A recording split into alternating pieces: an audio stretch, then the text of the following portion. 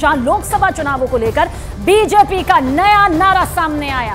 BJP का नारा है तीसरी बार मोदी सरकार और अब की बार 400 पार।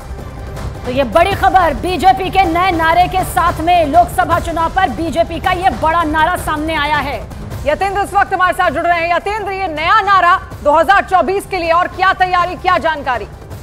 देखिए, बिल्कुल लोकसभा चुनावों के लिए बीजेपी ने एक संगठन की और सरकार के मंत्रियों की एक कमेटी गठित की। 8 सदस्यीय टीम है जिसकी आज पहली मीटिंग हुई थी, जिसमें असम के मुख्यमंत्री हेमंत बिस्वा शर्मा और सुनील बंसल, विनोद तावड़े सहित अश्विनी वैष्णव और भूपेंद्र यादव, मनसुख मंडाविया और तरुण चुग ये लोग थे। इन्होंने आज रणनीति बनाई और इसमें एक नया नारा दिया कार्यकर्ताओं में जोश भरने के लिए कि पॉजिटिव मैसेज जाए कार्यकर्ताओं में कि अब की बार 400 पार और तीसरी बार मोदी सरकार, ये नारा यहाँ पर दिया। और इसके लिए ये नारा पूरे माहौल बनाने में काम आया। इसके लिए हर लोकसभा क्षेत्र के संयोजक और प्रभारियों की नियुक्तियां यहाँ पर कर दी गई हैं। जल्दी उसकी लिस्ट जारी कर दी जाएगी और इसके साथ ही प्रधानमंत्री के दौरे क्लस्टर वाइज, जो क्लस्टर लोकसभा क्षेत्रों को 4 से 5 लोकसभा क्षेत्रों का एक क्लस्टर बनाया है, उन क्लस्टर्स के हिसाब से प्रधानमंत्री के दौरे भी तय कर दिए जाएंगे। यतेंद्र, आप हमारे साथ बने रहिएगा, आगे भी आपसे जानकारी लेंगे। तो ये बीजेपी का नया नारा है, लेकिन इसी के साथ आपको राम मंदिर पर बीजेपी की बड़ी बैठक के बारे में भी जानकारी दे दें। दरअसल बैठक में बीजेपी अध्यक्ष जेपी नड्डा ने कहा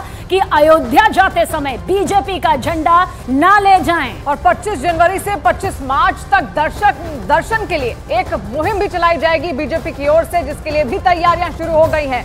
22 जनवरी को प्राण प्रतिष्ठा है और उसके बाद से 25 जनवरी से 25 मार्च तक बीजेपी एक कार्यक्रम करेगी।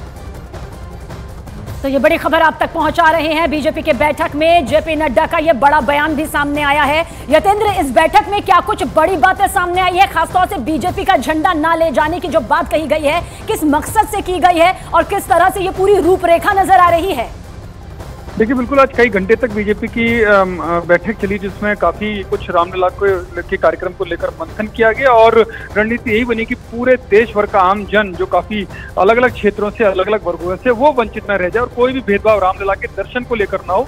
24 जनवरी के बाद 25 जनवरी से कार्यक्रम चलाया जाएगा और कोशिश यही रहेगी बीजेपी की 50,000 से ज्यादा जो दर्शनार्थी हैं वो भगवान राम के दर्शन करने अयोध्या पहुंचे। इसके लिए बीजेपी के कार्यकर्ता संघ परिवार के साथ मिलकर व्यवस्थाएं करेंगे। 3 सेंटर उसमें अयोध्या, कानपुर और लखनऊ के रेलवे स्टेशन और जो एयरपोर्ट है वो बनाए गए हैं। 35 से ज्यादा ट्रेनों की व्यवस्था यहाँ पर की जाएगी, लेकिन इसमें साफ कर दिया गया है कि जो भी दर्शनार्थी, क्योंकि उनकी इच्छा है, जो बीजेपी को फीडबैक मिला है, वो अपने पैसे से ही दर्शन करना चाहते हैं। इसलिए बीजेपी कार्यकर्ता उनके वहाँ रहने की और भोजन की यानी कि प्रसाद की व्यवस्था करेंगे।